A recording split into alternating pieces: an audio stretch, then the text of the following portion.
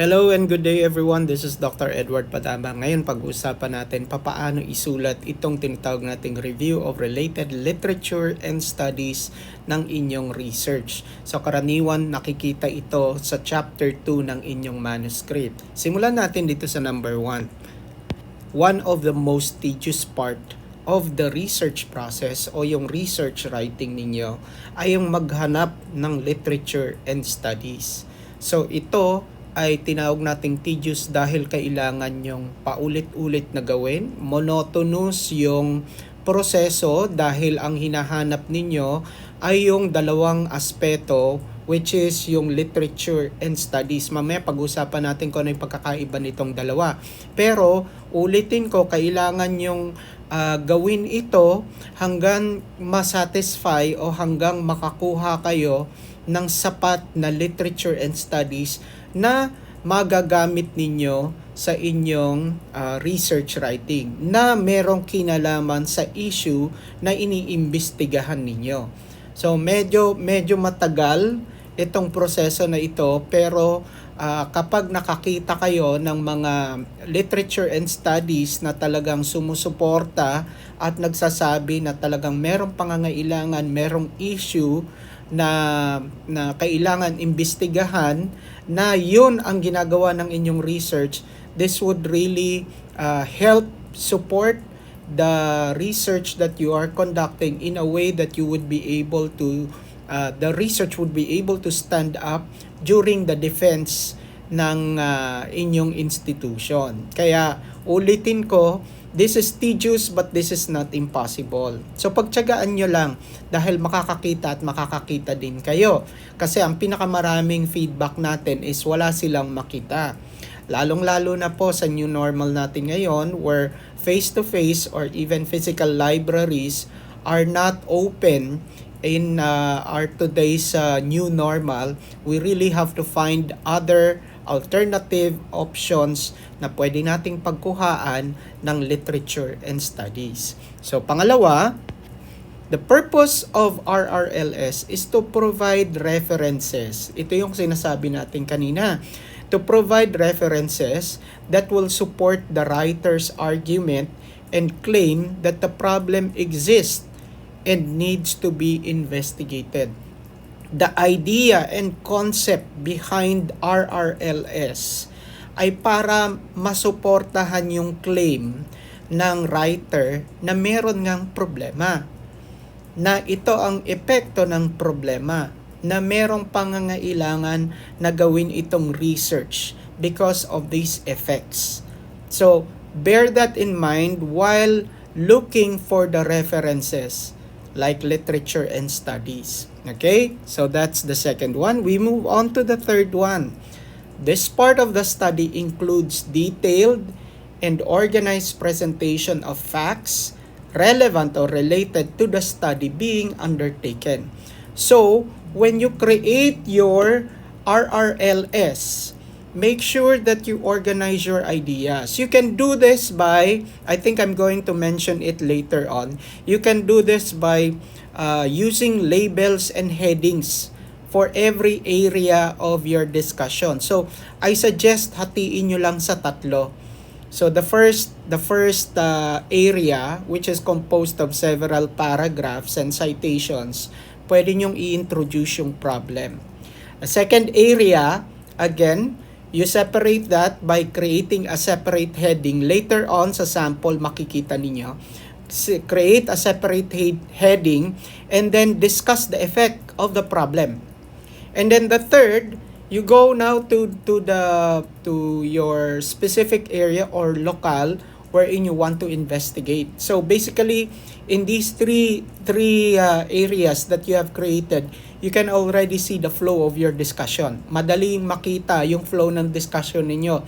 You start with a problem, and then the second, the effects of the problem, and then the third is the target locale or respondents of your investigation. Okay, next, number 4.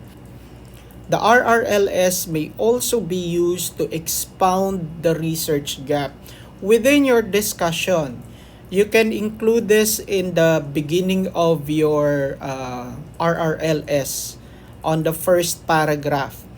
Try to identify, because when you search for literatures and studies, you can already provide evidence that there are no current studies that have been created. Wala pang research na ginawa na sumasagot dito sa problema na ginagawa ninyo. If that is the case, therefore, you already have established na there is a research gap where your study would be able to fill up the vacuum of that particular knowledge. Sa pamamagitan ng paggawa ng inyong research, mapupunan ng kaalaman o yung kaalaman na hindi pa nadidiskubre o nabibigyan ng solusyon yung research ninyo.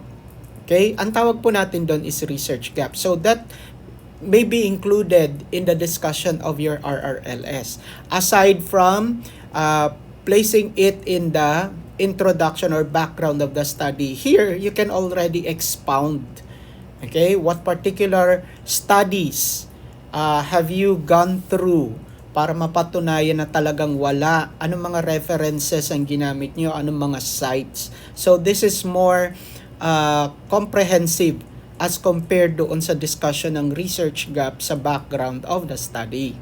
Next, number 5.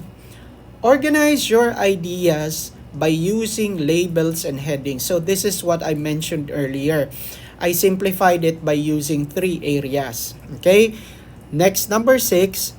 In writing the content of the RRLS, it is crucial that the ideas, facts, and knowledge presented are organized in a way that readers and or the panelists will be able to identify the following. So, this is already suggestions on how you can write the idea within your RRLS. Paano nyo isusulat? Maliban doon sa sinabi ko kanina, ito yung mga pwede nyo pang ilagay doon sa mga areas na sinabi ko. So, number 1, let's start with letter A. Start by writing the introductory statement. The RRLS usually, yung mga makikita nyong example, including the examples that I'm going to show you later, will contain an introductory statement, which is simply an introduction or a presentation of the content ng RRLS. Ano ba ang makikita, ang expected na makikita dito sa bahagi ng research ninyo? That is the introductory statement. So it can be composed of 2 to 3 sentences. Okay? The next one, letter B, the problem or issue being investigated. Again, I mentioned this earlier, doon sa unang area, which may be composed of 3 to 5 paragraphs. Nandyan yung discussion ng problema na iniimbestigahan ninyo sa research ninyo. Okay, so letter C, references that supports the existence of the problem. Within the first area, dito na kayo maglalagay ng mga references ninyo. Literatures or studies. So, if you were not able to catch the discussion before, literatures are published materials like newspapers, magazines, journals, manuals that you can use as references to support or sustain your stand dito sa research na ginagawa ninyo. Ulitin natin, these are examples of literatures. This may also include legal basis like DepEd or Department of Education memorandums. Okay? So that will fall under yung tinatawag nating literature. Pagdating naman sa studies, generally when you refer to studies, they are researches. Whether college researches, master's research, or dissertations. So all of them are classified as studies. So even studies created overseas, foreign studies or local studies, kung ano man yung classification nito, again, all of these will fall under study. So that is the difference between studies and literature. So references, which refers to studies and literature that supports the existence of the problem. So ulitin natin, you will have to again find these references na nagsasabi na meron talagang problemang nangyayari. Merong existing yung problema. And then, isama na ninyo dito yung susunod, letter D, ano yung effect at sino yung apektado ng problema ninyo. So, nakita nyo yung development ng discussion ninyo. You start with the problem and then discuss the effect and sino yung mga apektado nung problema ninyo. And then again, immediately after that or during the discussion, mag-provide kayo ng references that supports these effects and affected. But in letter E, provide references that calls for the need to conduct investigation of the problem because of these effects. Dahil sa epekto at doon sa mga naapektuhan, merong pangangailangan na mag-conduct, gumawa ng research. 'Di ba? So that again would follow the flow of your discussion. Then letter F, studies or researches that recommends areas for further investigation relevant to the research being conducted. So find researches na merong mga recommendations for areas or issues na kailangan imbestigahan pa. So those would also be areas for research gap. Yun yung mga problema na hindi pa nagagawan o hindi pa nabibigyan ng kasagutan ng ibang research. Yun tinatawag nating recommendations for further studies. Okay, under this, reminders. Number 1, it is crucial that you synthesize the references during your writing of the review of related literature and studies. Ang nakikita ko karamihan ay sinasite nila yung reference. And then, immediately after that, another reference is cited. That is okay. But what is not okay is that if you continuously cite references, nakatatlong magkakasunod na citations na, and then walang synthesis. Synthesis simply refers to the discussion on the relevance of these citations.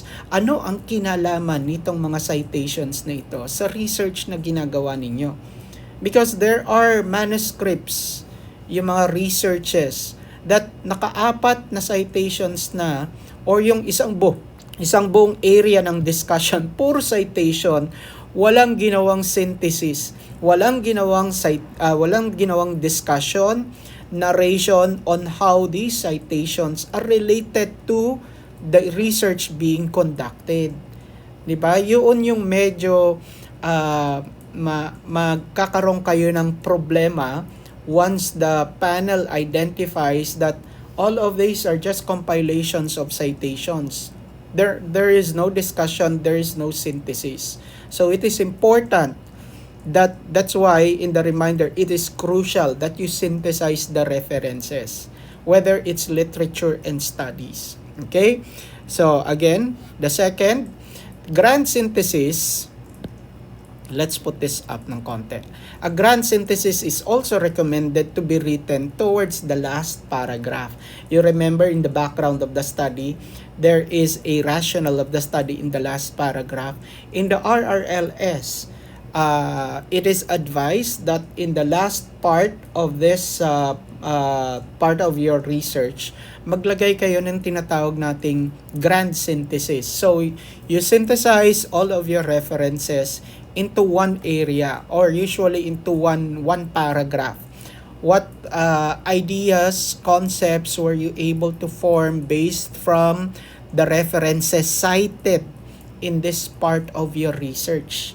So lahat kailangan i-compress ninyo and then you provide a synthesis for that particular area, yung compressed literature and studies na references ninyo.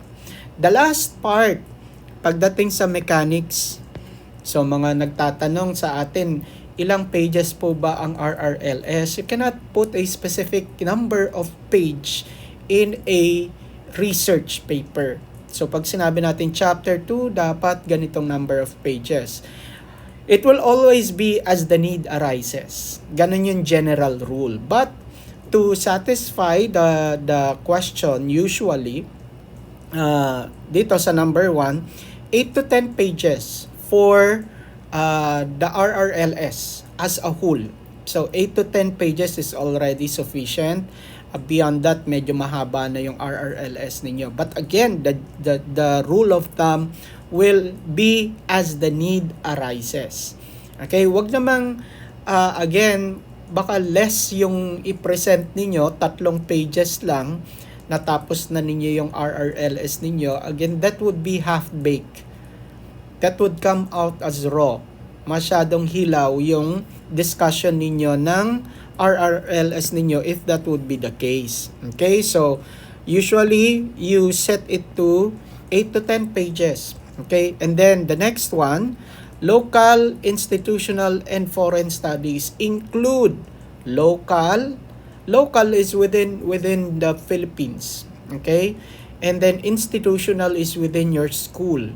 So if you're a higher education institution or HEI, make sure that include studies that were conducted in your institution. So kung meron kayong ang tawag natin doon, research bank in your library which is online, since hindi kayo pwedeng pumunta sa physical library ngayon, you can use that and include that as part of your RRLS. Foreign studies are researches that were conducted outside of the country. Again, you include all of this in your writing of the RRLS. And then the last one is local and foreign literatures. So local, created, written within the Philippines or by Filipinos, and foreign literature are literatures, references, published materials, created, written outside of the Philippines. Okay, so basically this is the nutshell of writing the RRLS of your study. So earlier I told you we will be presenting a sample of this part of the research, and then let's go to that part. Okay, this is already chapter 3. So this is, again, as I said earlier, usually located in chapter 2 because there are formats wherein the RRLS is the last part of chapter 1. That's why they only have 4 chapters. So this is a sample of the review of related literature and studies. So usually they start with the chapter, indication of the chapter number, and then the title of the chapter, which is review of related literature and studies. And then again, do you remember, this part is the introductory statement. Again, if you observe, this just introduces the content or the preceding part of the research. So sinasabi niya lang ano yung makikita ninyo dito sa part ng research na ito. Now you observe the discussion started with the strategy that is being introduced. Okay? So let's just go through the headings that were used. So this is what I was discussing earlier. Separate your discussions by using headings. So let's identify this as area 1, the first area of discussion. So since the study is about introducing a strategy in teaching mathematics, the discussion started with the strategy. So nag-discuss siya ng strategy.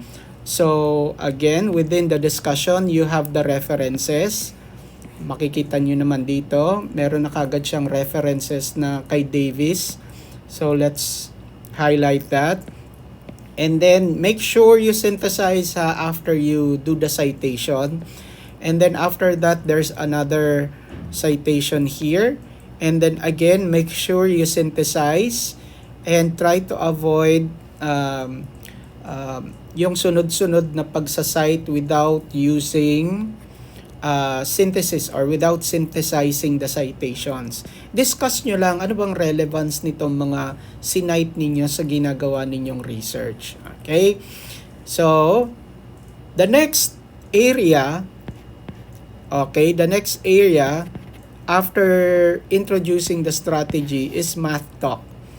So this is a more specific strategy that is being included in the discussion of the research. So ano yung math talk, paano ito makakatulong doon sa kanyang respondents, sa kanyang pagtuturo, at kung paano matututo yung mga estudyante. Again, take note, this is the second area of discussion. Okay, next, after discussing that with the same process of citations and synthesis, the next discussion or the next area of discussion is the student's performance in mathematics. This is already the third area. Okay, so para makita natin yung overview ng discussion niya. Ano ba yung performance ng mga estudyante sa mathematics? Most probably, mag-i-incline ito doon sa mga problema. Okay? Existing problems in the student's performance when it comes to mathematics. So this is already discussing the problem na related doon sa study, which is learning mathematics. So nakita nyo, meron siya doon sa unang discussion is strategy, second discussion is specific strategy, and then the third discussion, which is this one, is the problem. So what is the relevance? Yung development niya, you have this strategy and you have this problem. Nagko-complement sila. Okay? Okay, next, after this, the third area of discussion, again, the same procedure when writing the content. Make sure that you include synthesis in the citations. Okay, again, this is part of the third area, problems encountered in teaching and learning mathematics, but this is already specific. So, gawin na natin siyang number 4. 4 area of discussion. But again, I think this is more appropriate na maging 3B, since this is still part of the third area. Okay? So, after discussing this, okay, same procedure. When you cite, you synthesize. Okay, that's already chapter 3. Okay, now, earlier, I mentioned that the last paragraph, which is this one, should be the grand synthesis. Okay, let's try to see. This is a citation, and usually after this, mag-synthesize siya. But this one should be the grand synthesis of chapter 2. So if you are going to read the content, as much as possible, try to cover all of the areas that you discussed, or all of the references that you used, and synthesize them into one paragraph. Okay, if you can do that. So this is how you construct your review of related literature and studies. So if you're going to go through the grand synthesis, let's read. It was clear with the aforementioned related literature and studies. So sinasite niya lang na yung mga sinite niyang literature and studies, that the performance of students, this is already synthesizing everything, that the performance of students in mathematics is low. This is located in 3 and 3B in our discussion. Okay? One of the possible reasons behind this performance student mentioned was the teaching method. This can be reflected in the second area of discussion. Pwede nyong ilagay, or pwede nyo ding ilagay doon sa area 3, which refers to the problem. It was stressed out that true learning is not only about memorizing concepts or by getting the correct answer. This may be found in the first area. Okay? So, the first area is also discusses concepts about inquiry-based learning. Okay? So, it is more on deepening and understanding of concepts through inquiry. So, this is what I mentioned earlier. This will refer to area 1, which discusses the inquiry-based learning. So as you can see, yung subtle discussion niya of combining all of these discussions into one paragraph. And then the last one, this thought was supported by various researches or studies on inquiry-based and strengthened by researches about math. Ulitin natin, this is very subtle and very concise. But again, you can still discuss further and but do not repeat the citations anymore on this part of the study. So this may also come out as a summary of the references that you used in your discussion ng review of related literature and studies. And then eventually, that is the end of this part of your study before you go on to the next part, which is chapter 3, the research design and methodology. So again, I hope you were able to learn something from this discussion that we had right now. It is hard but it is not impossible. So magtiyaga lang kayong maghanap. Merong mga sites, merong mga browsers that you can use and that is readily available for you to be used. The only thing you need to do is really to give time and to give effort in order to identify these literatures and studies of your research. Thank you very much, everyone. And again, may I ask for your help for my YouTube channel by clicking the subscribe button and click the notification bell para ma-alert kayo if a new video is uploaded. And on the side of your screen, you're going to see referred videos na pwede nyo magamit sa pagsusulat nyo ng research. And then on the lower right side, you're going to see my icon. When you click that, you can readily subscribe to my YouTube channel. Thank you very much, everyone. Stay safe and God bless.